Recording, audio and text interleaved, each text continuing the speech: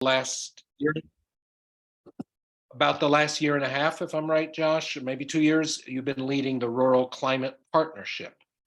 And RCP is a collaborative organization, a fund that supports working people and small businesses, family farmers, and other rural individuals to develop and implement rural-led climate solutions that work for farmers and small businesses, ranchers, foresters, et cetera. So this is something desperately needed in Ruby's point of view, so that the climate change movement truly encompasses rural and doesn't alienate people. And that's what we're going to hear from Josh today. He'll speak for about 25 minutes, and then we'll shift to our Q&A. So with that, I'll turn it over to Josh Ewing. Good deal. Thanks, Anthony, for the invitation to join you all. And I'm just going to pull up a little presentation here on the screen, just confirming that you can kind of like see it full screen. Is it looking good? Okay.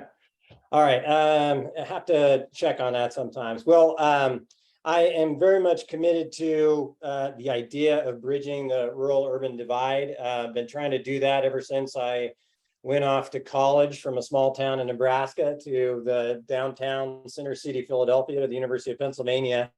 And definitely felt like a fish out of water living in the city, and was happy to kind of return home to rural places after that. Yeah, I run the Rural Climate Partnership. It's about just a year and a month old. So we're 13 months old now. And I'm excited to talk a little bit with you today. I want to just give you a little bit of background about me so you know where I'm coming at, so you kind of get a sense of like the flavor of what I'm trying to share with you. This is my town here in Bluff, Utah. We're in the southeastern corner of the state, right on the edge of the Navajo Nation. Those mountains that you see in the background are just across the state line in Colorado. That's the Mountain Ute Reservation. And then the cliffs that you can see on the left-hand side, that's Bears Ears National Monument. So I live in an incredibly beautiful place, a teeny little town of 150 people. I'm on the fire department. I'm a volunteer EMT and do a lot of the things that we do in small town, rural America to contribute to our communities. But I am, as Anthony mentioned, originally from Western Nebraska. This is a picture I took a couple of months ago at the ranch when I was out helping my parents. You can probably tell in that photo that something doesn't look quite right. And what it is that the whole ranch was burned. In fact, this is what it looked like last summer at our ranch. So our whole ranch was destroyed in a wildfire, the largest fire anyone can remember, about 15,000 acres, which you just don't really see out in Western Nebraska. I certainly attribute that to our changing climate, although you can't attribute any one disaster to that. There's nothing like this in reasonable memory in our area of Nebraska. So tell you a little bit about the Rural Climate Partnership. We really believe that the road to climate progress runs straight through rural America, that we aren't going to be able to meet any of the climate goals we have without including and involving and lifting up leadership of rural people. And in particular, our goal is to make sure that rural communities don't opt out and they aren't left out of all the many benefits, especially the economic benefits that can flow out of climate solutions. Unfortunately, climate philanthropy is a place that has not had a particularly rural lens in the past. Our best guess is that maybe 1% of all of climate philanthropy goes to rural people. That's despite the fact that easily a third of all of our emissions in the United States have a direct tie to rural America. So obviously you have agriculture, that's 11% of all of our emissions, almost all that happens in rural places. Electricity generation, most of our dirty energy, or our old energy, coal plants, natural gas plants, that sort of thing happens in rural America. And the clean build is almost all going to happen in rural places. Only about 3% of commercial scale solar is being built in urban and suburban areas. And of course, transportation, there's a ton of our transportation infrastructure in rural places, and rural people drive a lot. As many of you know, if you live in rural America, you're going to drive a lot. And so 57% of the top users of gasoline are in rural America. And then, 22% of all the housing units are in rural America. So we just can't get where we need to go if rural America opts out of a clean transition to clean energy and regenerative agriculture.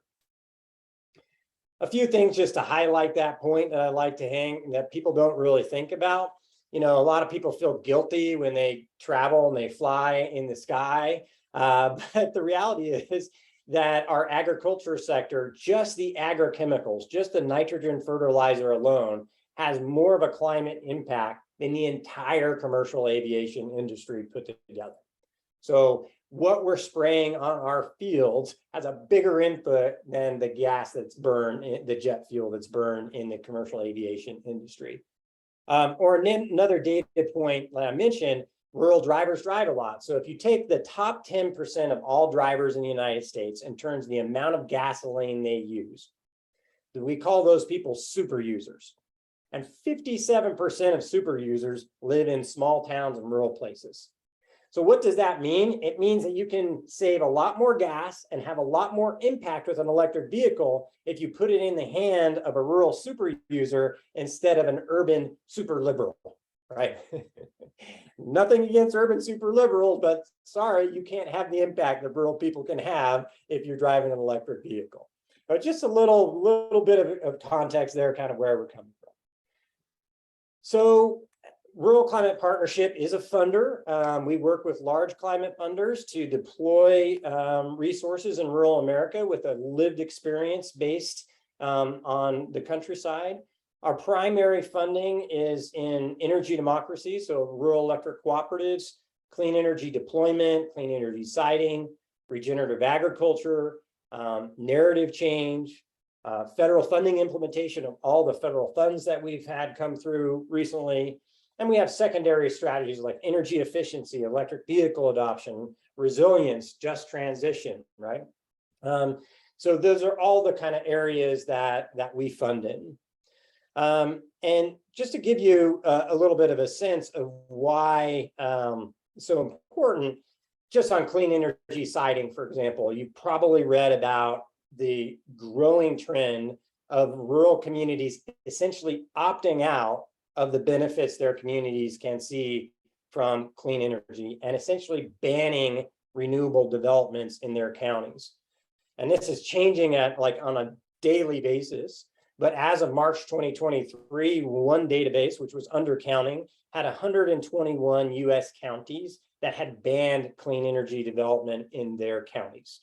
That means all the property taxes, all the royalties to farmers, anything like that that would come from a commercial scale energy development is essentially banned in those counties.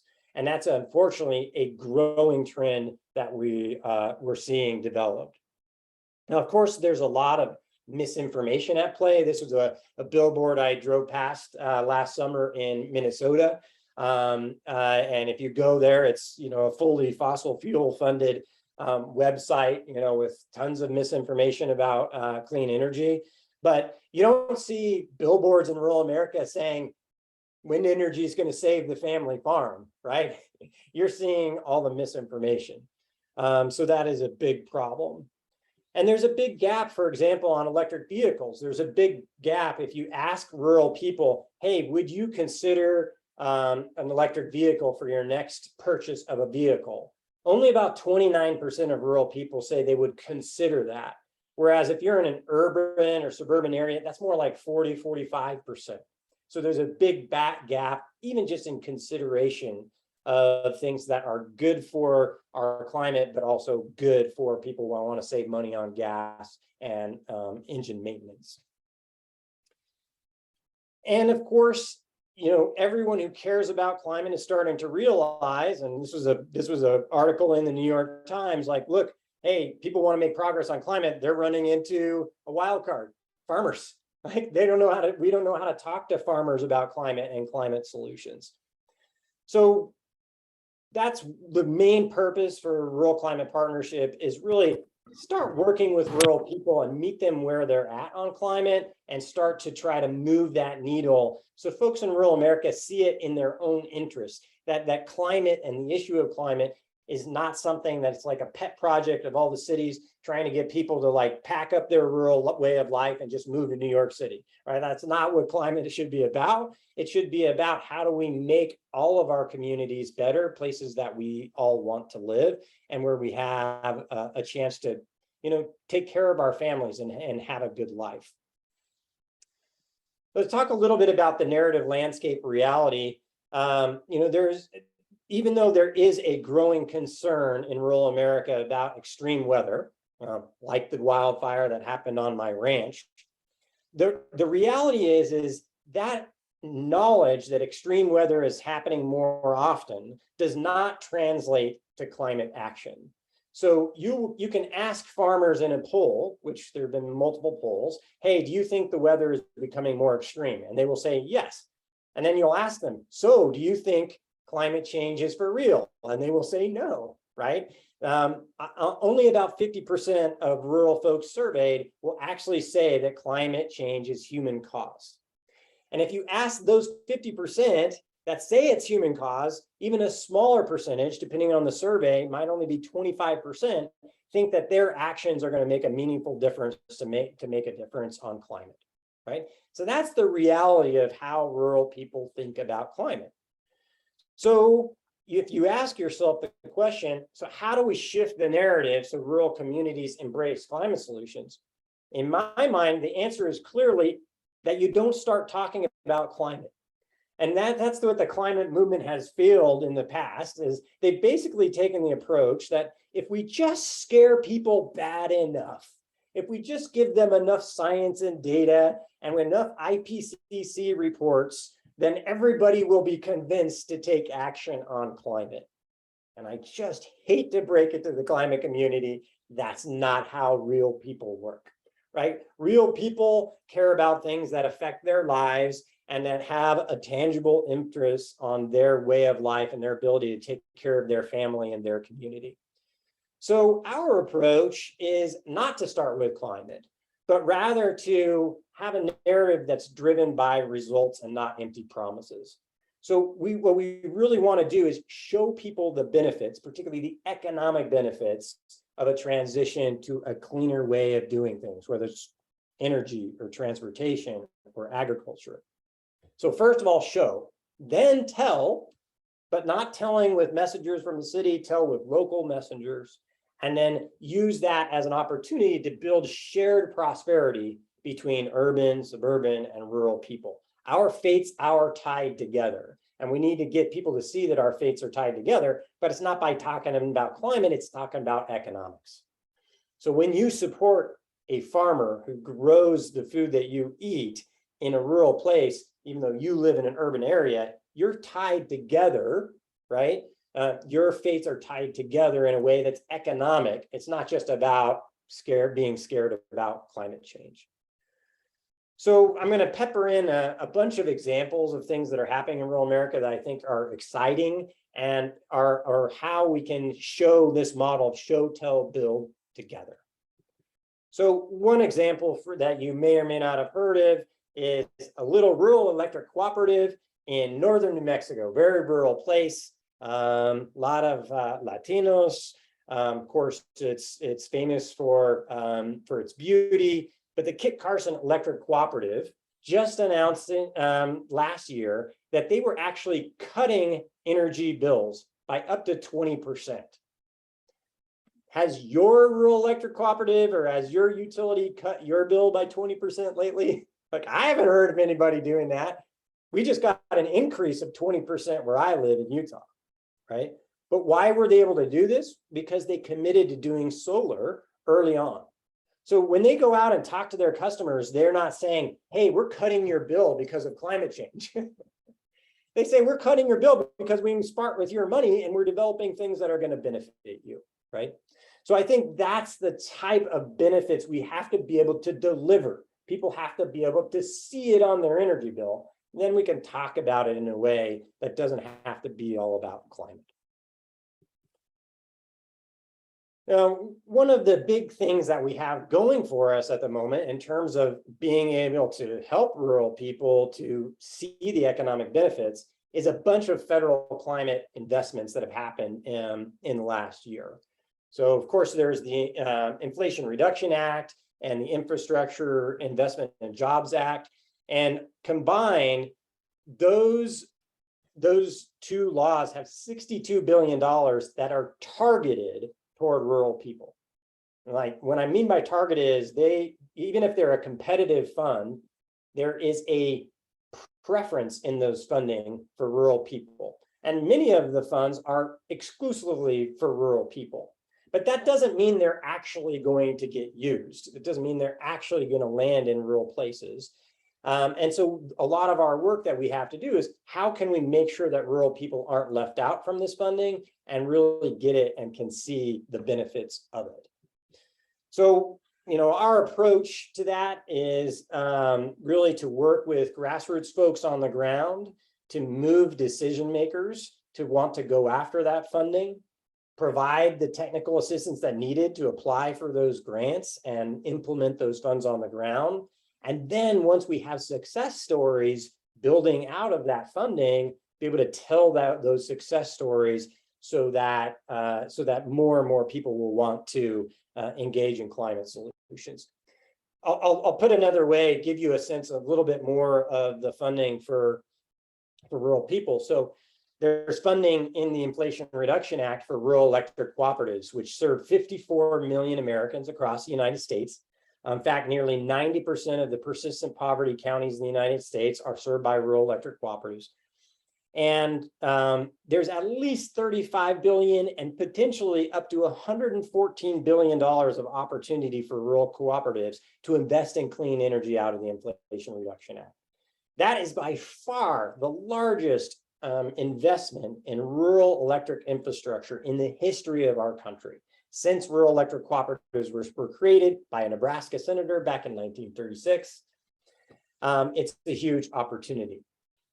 Now, also talking about rural consumers and small business owners, you all have heard about the Inflation Reduction Act. There's incentives in there for individuals to put rooftop solar on their house and heat pumps to make their energy more efficient, and electric vehicles so they don't have to pay for gas anymore. Almost $10.75 billion should go to rural people to help them save money on their bills with those programs. We call them the direct-to-consumer programs. And there's $20 billion that are targeted to farmers and ranchers for climate-friendly agricultural practices. So there's a ton of money that can help make these things really economically viable and beneficial for rural people, but it is not a foregone conclusion that it's going to land. I just want to give you a little bit of a story, a personal story. This is my beautiful better half, Kirsten, standing next to our new heat pump that we put in this last season. Now, what was interesting about this is I live in a very, very rural place. So I'm like, who's going to put a heat pump in for me, right? And so I started calling around. There's a town about 40 minutes away that's like the big city of 3,000 people. And I was like, I called up the one air conditioning guy that was up there. He's a younger guy. I said, hey, are you doing any heat pumps? And he said, yeah, I've been looking into it. And I've been thinking about taking a class. I haven't had much interest yet, but what do you think? And I'm like, well, I really want a heat pump. I guarantee you, if you take that class, I'll be your guinea pig and you can put a heat pump in. But I bet you in the next 10 years, you're never going to be putting in anything other than heat pumps in our area. And you're going to make a boatload of money about it. I didn't say a word about climate or I care about this or that. I did say, hey, I'm going to apply for a tax credit. So I needed to make sure that it's an efficient enough unit. Well, the guy went and took the class. He went and put in the heat pump for me. And now he's offering it to all the folks in our rural area. And I can't tell you how many of my neighbors were like, so what's going on over at the Ewing place? And then I got to tell them about the heat pumps going in. Right. And so that's what we need happening in every rural place across the country. It has to make economic sense. And the way it makes economic sense right now is these tax credits really help out. So that just gives a sense of how the federal funding can benefit rural places and kind of play out in a rural setting. I'm guessing many of you have heard of the winning jobs narrative that the good people at the Rural Democracy Initiative have helped get out into the world. Our fund, the Rural Climate Partnership, is housed at the Rural Democracy Initiative. And so the winning jobs narrative is really a way of reaching people across race, across place, across party, and talking about pocketbook issues and meeting people where they're at without jumping into the culture wars. And so I think the winning jobs narrative is super powerful when it comes to climate. And so we at the Rural Climate Partnership are doing a lot of trainings and opportunities for people to learn how to apply the winning jobs narrative when it comes to climate solutions. I'm not going to go into a lot of detail on it because I think you already have had a presentation on winning jobs, and we can do another one in the future. But basically, the idea is that we center working people. We center rural folks, farmers, small business owners. Those folks are the heroes.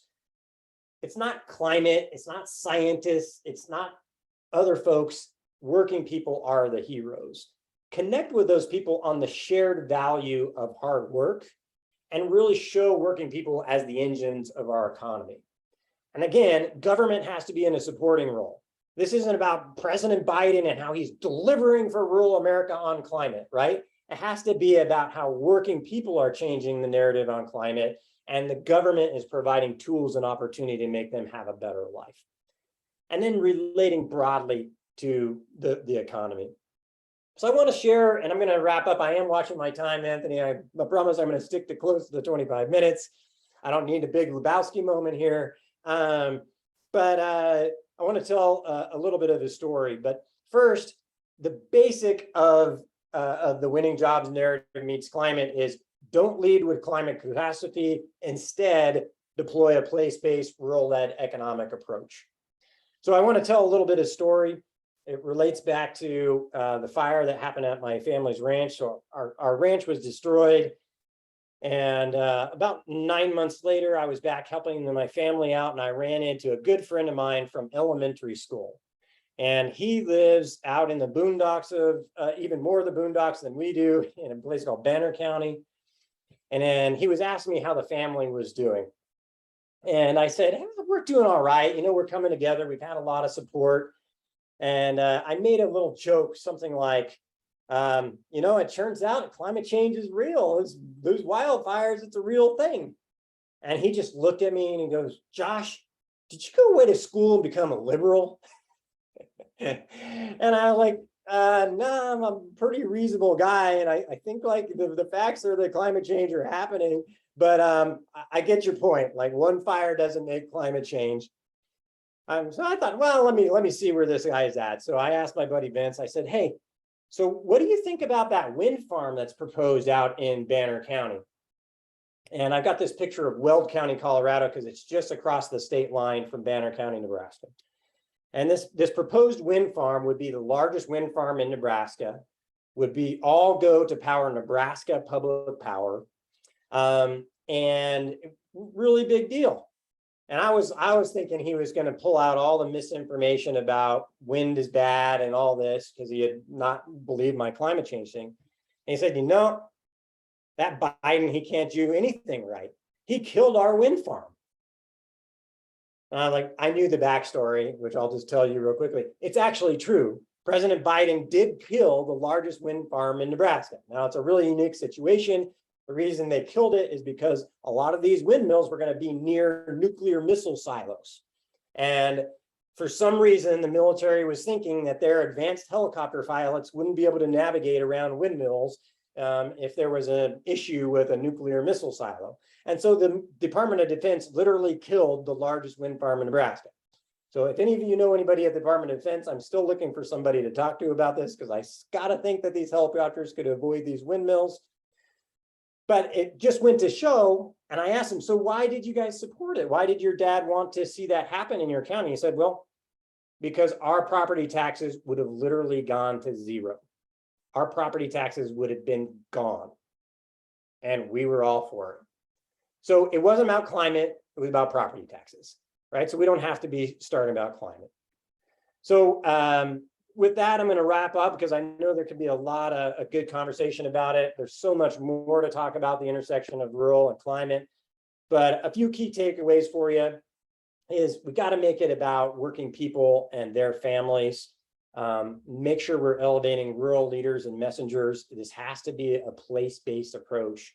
And our job really is to find ways to support people where they're at, help them see these as climate solutions as good for their communities, and then we can build shared prosperity together. So 24 minutes and 21 seconds there, Anthony. Hope that is a helpful start to the conversation. I am very up for a good discussion here. I'll go ahead and stop sharing a screen, and then maybe Anthony, you can help moderate. I don't know if people want to put questions in the chat or how you guys do this, but I'm anxious to continue the conversation with y'all. Thanks very much, Josh. That was succinct, chock full of great information, exactly what we were looking for. I know you could have talked for much longer, but we appreciate you being brief. So the way we typically do this is that we open up to both comments, questions in the chat, and to people using the raised hand function, which is either on your toolbar at the bottom, kind of automatically, or you might have to look for something called reactions, and then under there you would find the raised hand. So with help from Cody and Jackie, we've got a couple of people already with hands up. So I'll start calling on folks with their hands up. And Jackie and Cody, if you would scour the chat to see if there's some questions that are emerging there as well. Let's start with Leslie. There we go. Thanks, Josh. That was great. So many different questions, but I'll land on this one. So the, biggest issue that I find in Kansas, where legislature is supermajority, that even when we, and the big issue this year, of course, was aquifer and water, which is all related, but, and especially as it relates to ag and consumption, when far right narratives have taken hold in the legislature and we can't push through these conversations, or we can have them as sidebars, but when it comes to being, blocked out for hearings or blocked out for actually manipulating legislatively, it stymies the conversations. And then when we go home into our communities, it makes it tough to land on these solutions. This was a great presentation, right? But so how do you take this and help us navigate past this moment in time with these structural impediments that we've created for ourselves?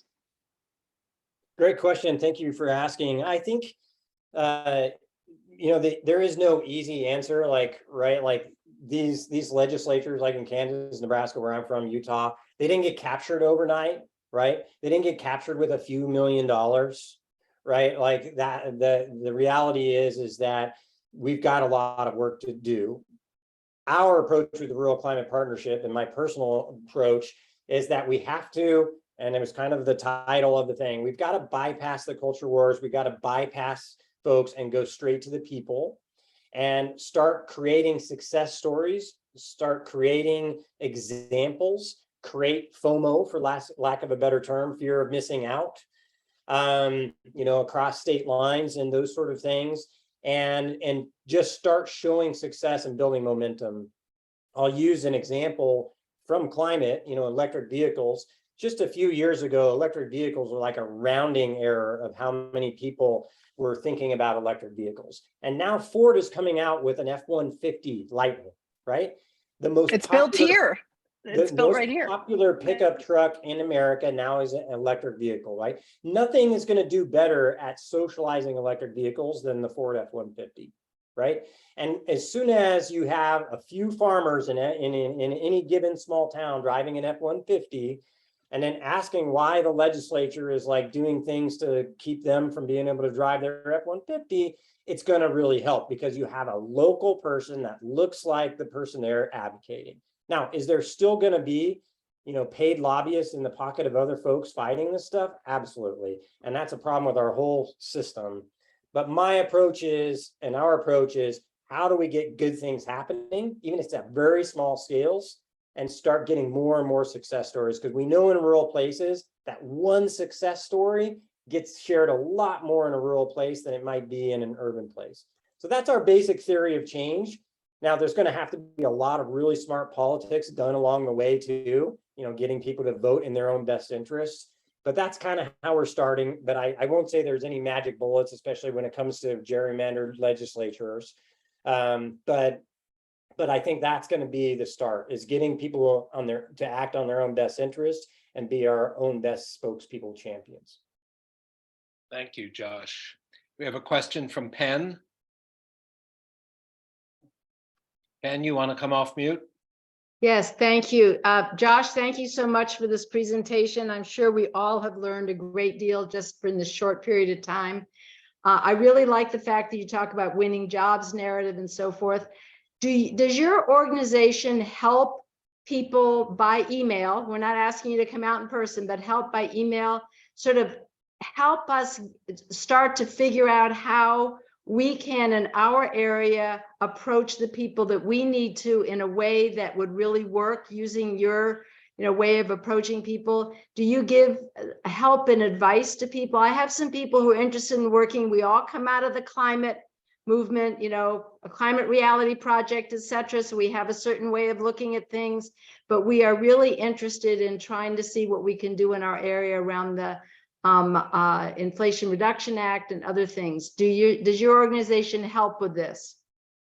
Yeah, we do the best we can. We have limited resources at the moment, but we like to help out as many people as we can. We do try to do it oftentimes in group settings. So we're going to have a number of this Winning Jobs Meet Climate trainings, where we basically take kind of what I was telling you about today and do a 90-minute thing on how we talk to people about it. And we work with grantees all around the country. We have 20 different states that we're working in, and we provide a lot of in-depth support for those specific grantees. But I would encourage anybody that's interested in working on rural climate work, go ahead and reach out to us, and we can either put you in touch with a grantee we're working with or let you know about trainings that we're doing. We may or may not be able to do one-on-ones with everybody that wants help, but as we grow the organization, we're going to be trying to do as much of that as we can. Thank you very much. Thanks, Josh. And Penn, I'll add, at the risk of shameless self-promotion, which I'm all too good at, Ruby does trainings all around the country. Now, the climate piece of it is a small part, but it absolutely gets to the question of the working jobs narrative, of what we put forward about, so much of what Josh talked about without the climate focus is part of our training. And as you were asking the question, I was thinking we ought to do some joint trainings with Josh, kind of go through the basic rural urban bridge and then morph into climate change. So keep that in mind and feel free to reach out to us as well. Thank you. One thing, Anthony, just real quick, on the Inflation Reduction Act and the many ways that a family can benefit from that, we are actually funding some pilot projects to figure out the best way to land those funds in rural places.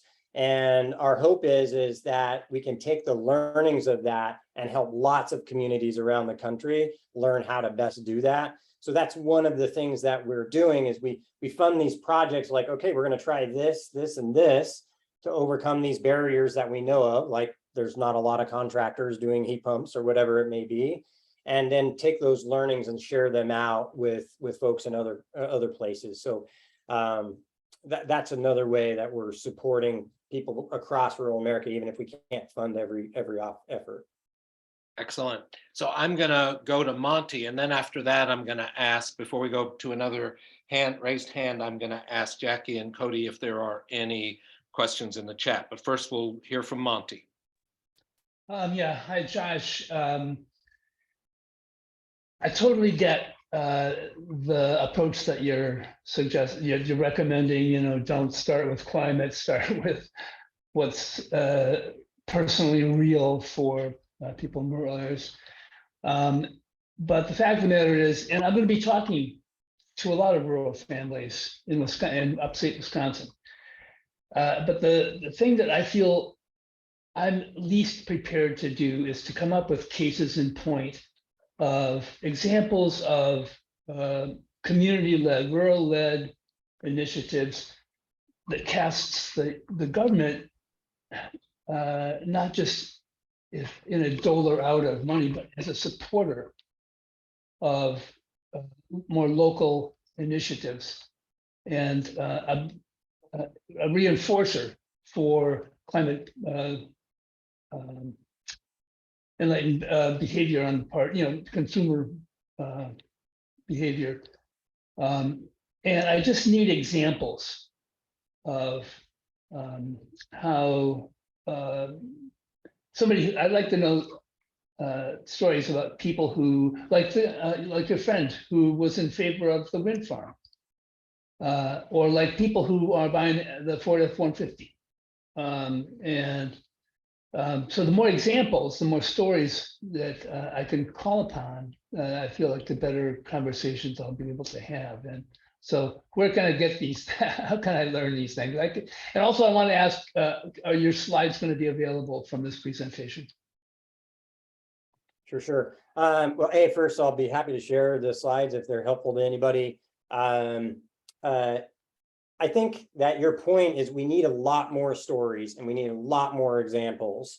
And that's our whole premise, right? Is we need to create those and share those. So we're actually standing up a communications hub. The whole point is to collect their stories and then help amplify them so that more people hear about them. It's one reason I peppered in my presentation quite a few different examples that I hope would be beneficial. But that is what we need to happen at a large scale in every area. Your area of Wisconsin, southern Wisconsin, across the border in Minnesota, right? All these places. And then where there's good stuff happening, and we need to export it. So there's like a lot of really cool stuff happening in Wisconsin and Minnesota, not so much in Iowa and Michigan in certain cases. So we need those states to kind of see like what's happening across the state border and want to happen that. So I don't have a central repository for you yet of these stories, but it is in the works, so to speak. Is part of our job is to be a central repository. If you're on social media, feel free to follow us because we just like to share little stories there pretty often.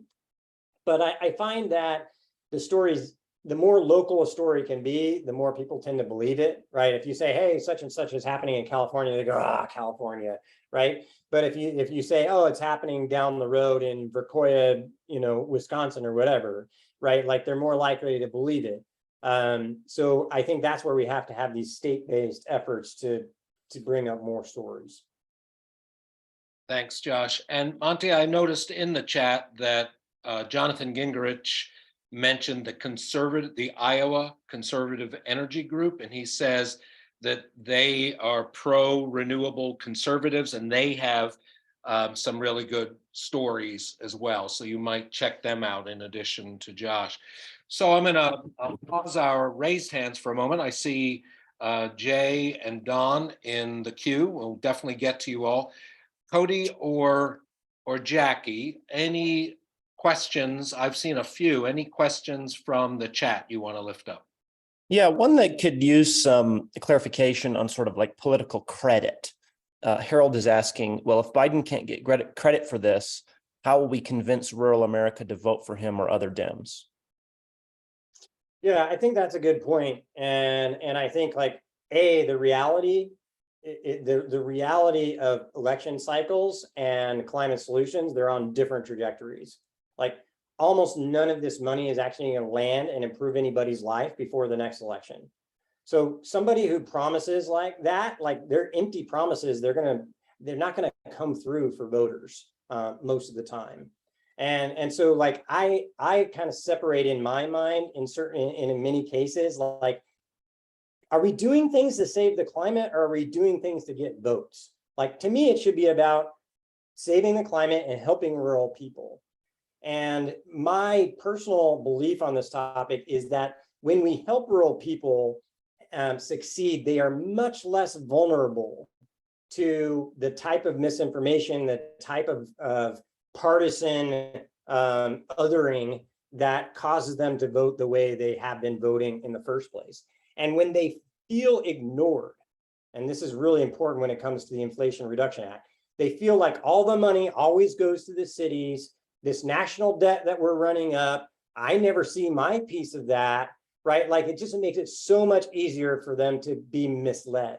On the other hand, if they go, holy cow, I don't pay for gas anymore because I got this thing and it was a tax credit. They don't have to give credit to Mr. Biden himself, right? They just have to be like, oh, this stuff is landing for me. And then the next time someone says government never does anything for me, they go, well, actually, I got $7,500 off my last car that I don't have to pay for gas anymore for. So I think it's unrealistic for us to think that like somehow the Inflation Reduction Act is going to change the next election cycle. And I think the administration is making a mistake in trying to do that as well. I'm like, use some good old fashioned politics if you want to. I'm not their political consultant, but you know what I mean? Like, if you think that the Inflation Reduction Act is going to win you an election, like, sorry, right? Like, it's just not, the money's not going to land yet. Like, and once the money's landed, it's a long step from there for people tying in the causality of it.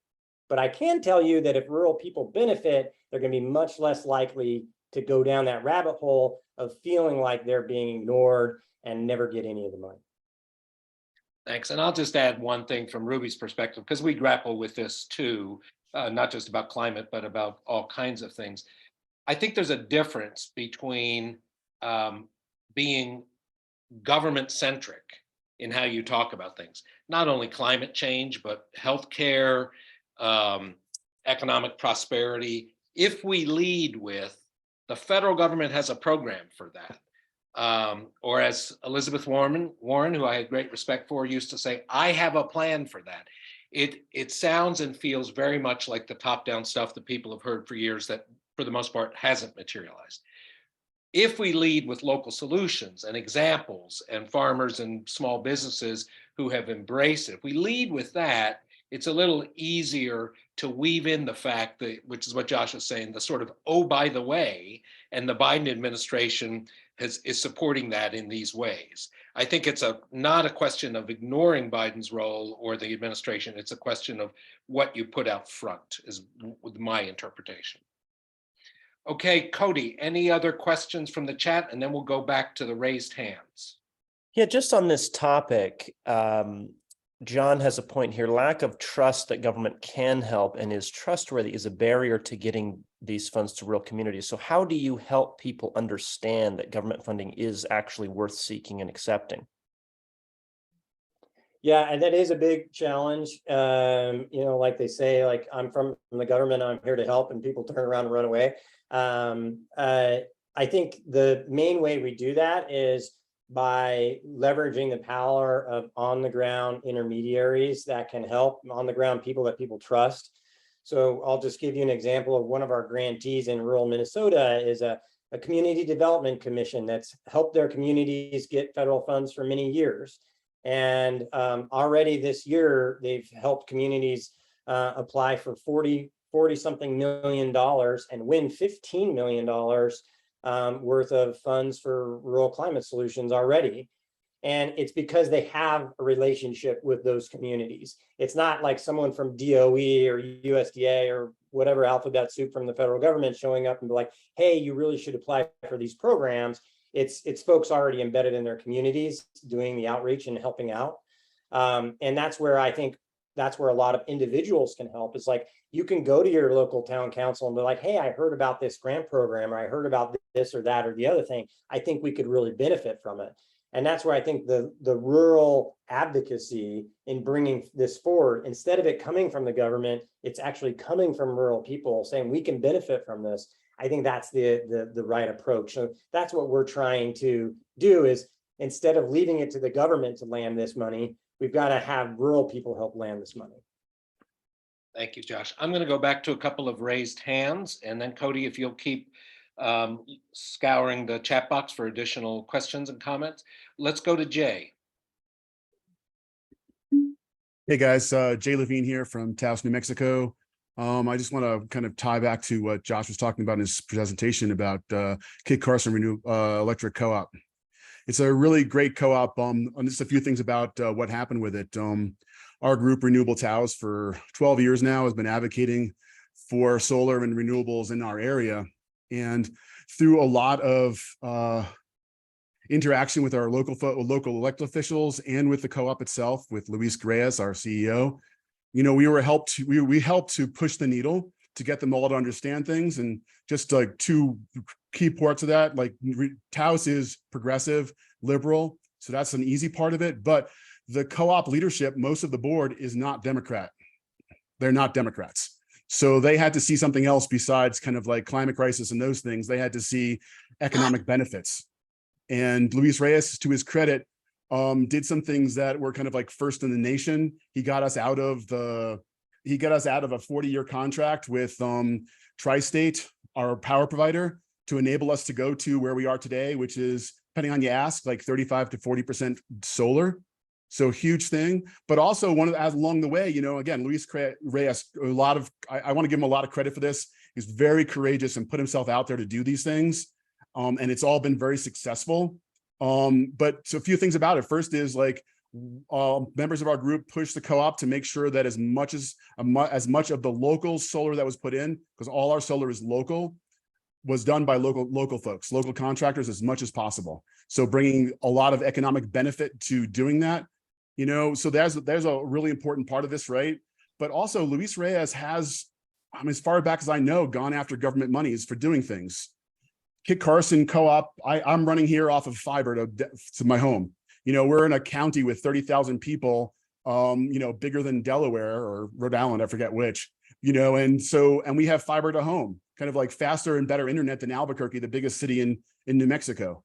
You know, that's because he's been going after government monies. So he's a really good example of kind of somebody who's like not in the same political spectrum as I am, but sees all the benefits for both, you know, our local people, because he's really about what's good for our local folks. But he also knew that the public had his back. A lot of us folks were pushing them to kind of go solar and do these things as progressives, but he knew that we were behind him to do it. So I think that's like two parts of it. You got to have them to have the courage to see other folks that are doing it. Luis Reyes is a great example of that. And the community has to be behind them, kind of getting their backs, making sure that they're not being attacked for doing these great things. And I'll leave it there. Thanks, Jay. Did you want to comment on that at all, Josh, or should we go to another question?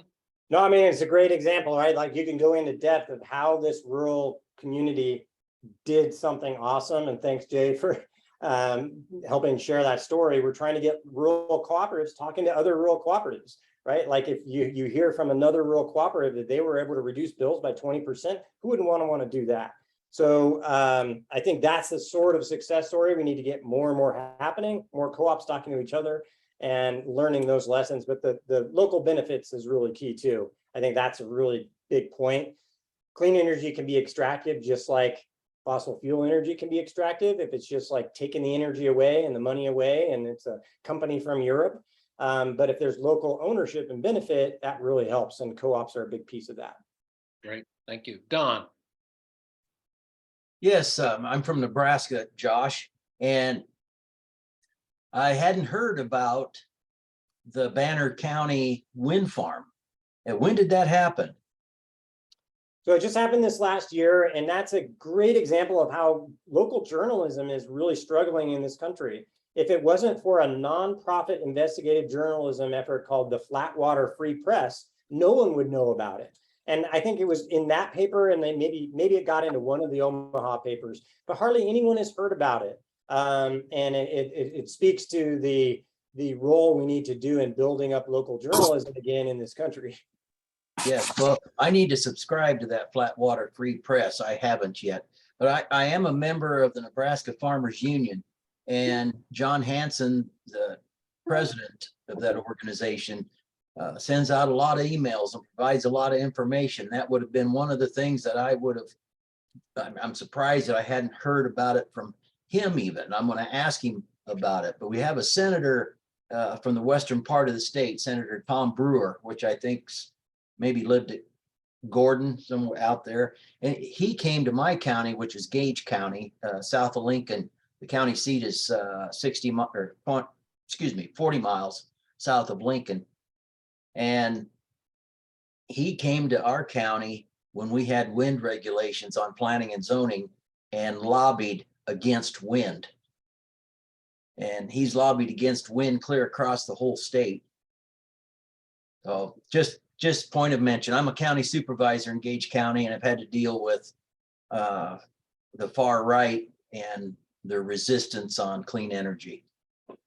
Yeah, That's it's a what I'm saying. growing problem. I dropped the story in the chat for you to see, but it's a growing problem of misinformation about this thing, and we need county supervisors and commissioners like yourself to get the information and talk to other county supervisors who have had clean energy in their counties and seen benefits and haven't seen all these horribles that everybody's saying.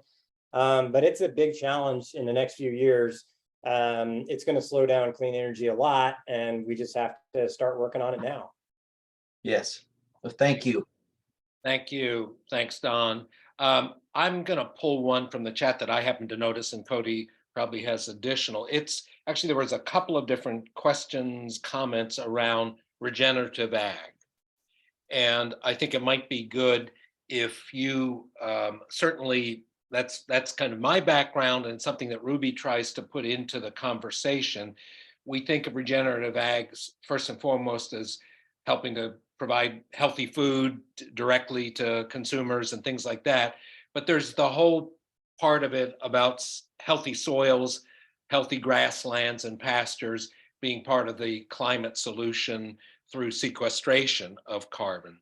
Do you all deal with that at all? Is there any part of either your education or media work or any of the local groups that have a focus on how regenerative ag can be part of the solution and reverse the climate imbalance?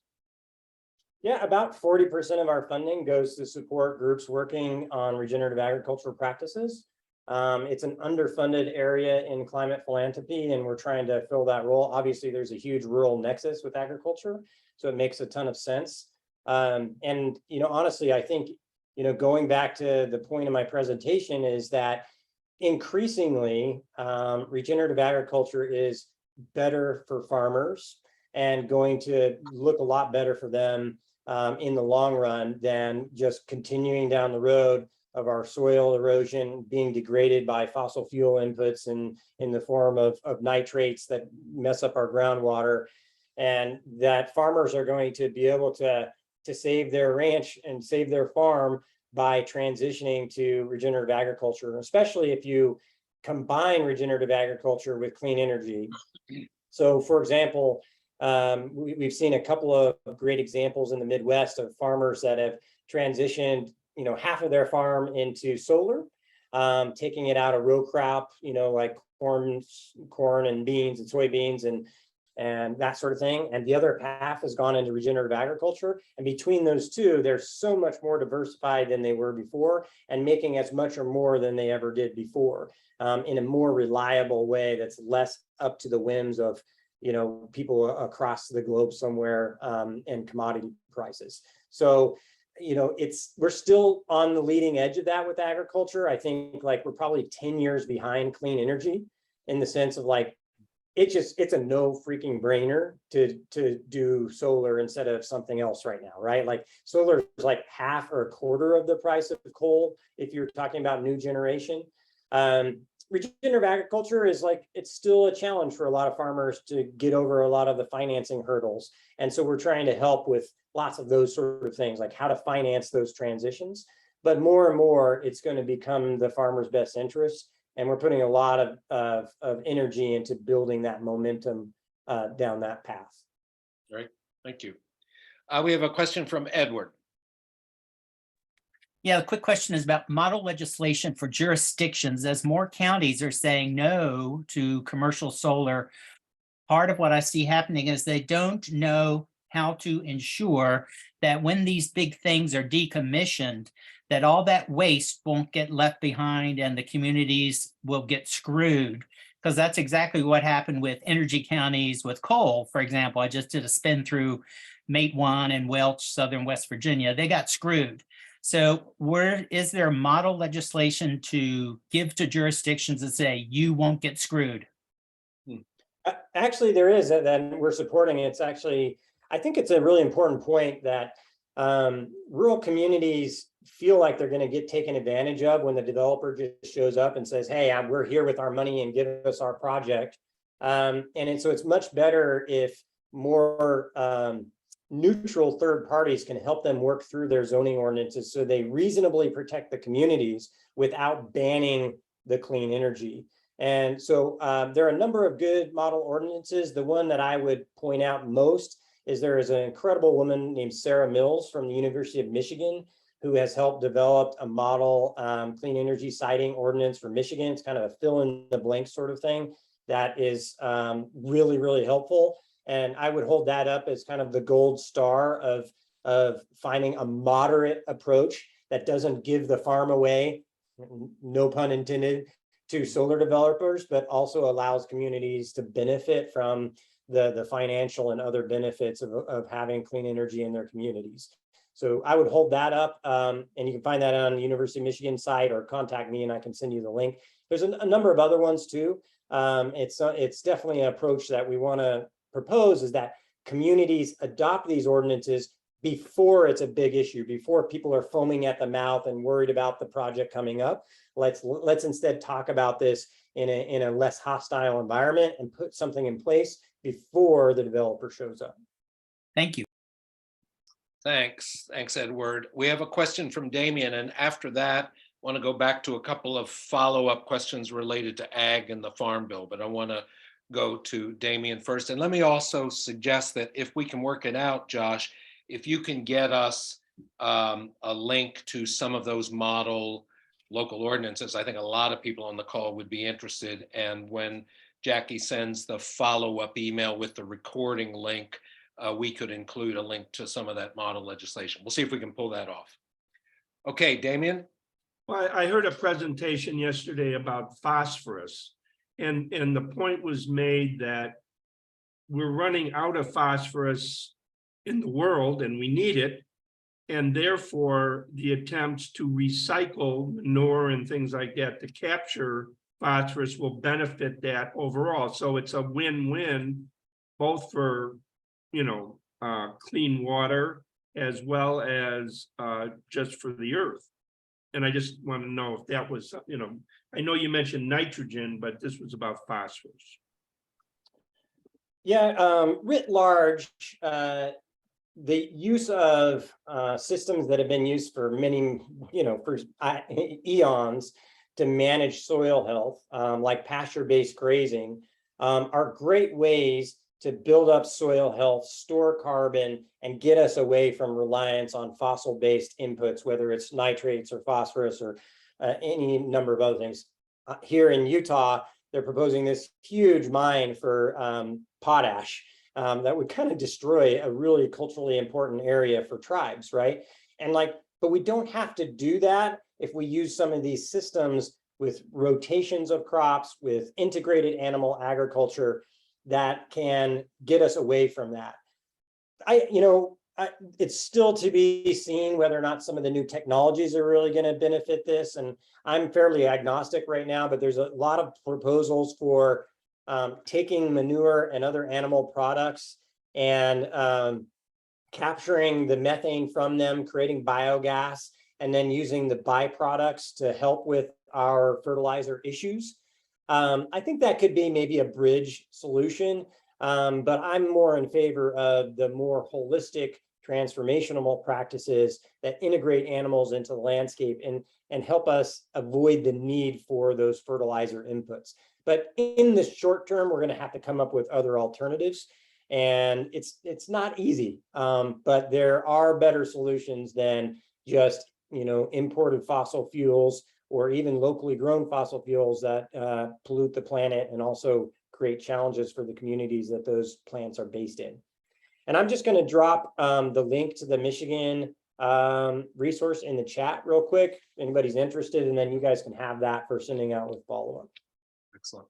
And I'll just add briefly that one of the characteristics of regenerative farming or sustainable ag, whatever you want to call it, is that when you build the soil up, the soil really becomes a storehouse.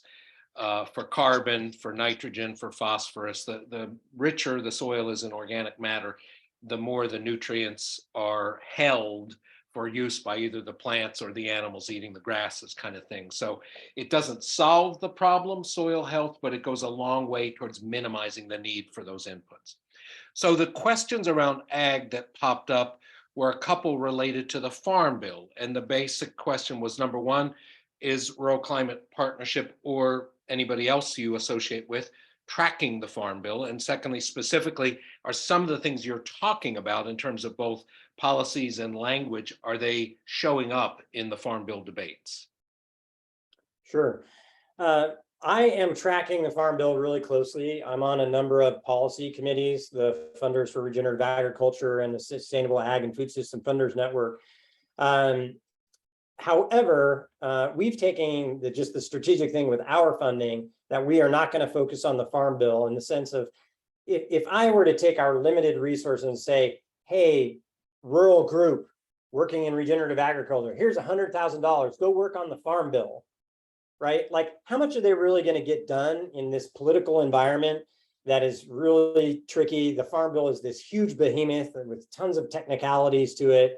Honestly, I am very pessimistic that much can be accomplished in this Farm Bill. Like, if we can protect the $20 billion we had in there from the Inflation Reduction Act and tweak a few programs to be a little less bad than they were before, that's about the best we can do with this Farm Bill. So in my opinion, so we're working toward the next Farm Bill. How do we have enough success stories? How do we have enough momentum on the ground that there are so many farmers saying, hey, we are moving toward regenerative agriculture, that the policymakers can't avoid it in the next Farm Bill? That's essentially our approach. However, there are some really smart, great people working specifically on the Farm Bill.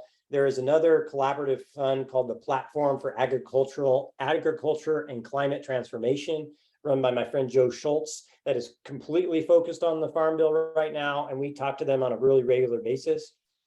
So there are folks trying to move it, but those of us that are being realistic kind of realize it's mostly a defensive game with the makeup of the House now. There's just not a situation between the makeup of the House and the Senate where you're going to get transformational practices like reforming our crop insurance program that would be really necessary to move toward regenerative ag. So it's not something that we are funding a lot in, but something we're paying a lot of attention to and building toward the next Farm Bill. Thanks, Josh. So we got 5 years to come up with a whole bunch of really good stories and compelling successes. So we are about 6 minutes over. I'm going to see if Cody, if you have seen any other questions that haven't kind of been touched on in the chat, that we can wrap up with one final question before we bid everybody goodbye. Sure, there's one about contributors. Who are the big contributors to climate philanthropy, and can we have an influence by lobbying these organizations as to where they can make an impact? Very good question.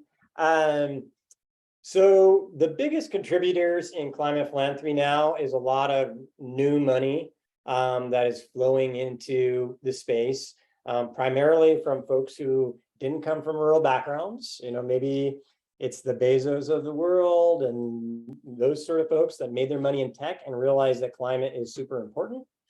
And one of the reasons rural climate partnerships exist is to help those folks understand the importance of rural work, and then also help them actually do it in a way that is culturally relevant to rural places. So we see that as our main job, is helping to move those folks to be more involved in this space. Can individuals lobby them? Not really. You know, it takes a lot of relationship work even to kind of get a phone call with someone who works for those organizations. And I don't think that there is really a way to do that. I think the biggest way that we can move those philanthropies is by showing success and early results. Like, hey, we have funded this group in Minnesota that now is bringing the bacon home for rural Minnesotans, that are building this clean energy over in Indiana, is doing this in New Mexico. So I think that's the best way to move climate philanthropy, is showing them that rural people aren't adverse to climate solutions. They just need it to be done in a rurally sensitive way. Great, thank you. So I'm going to go ahead and wrap us up. We're just about 8 minutes past the hour. Thanks so much to Josh for an outstanding and concise presentation, and then for just being part of a wonderful discussion. Thanks to so many of our questioners and commenters, both verbally and in the chat box. As I mentioned, we will have outstanding sessions in July and August as well. Help us spread the word. And do follow up with Josh about some of what they can offer your groups or your communities, and with Ruby as well. So with that, I'll just say goodbye and see everybody next month.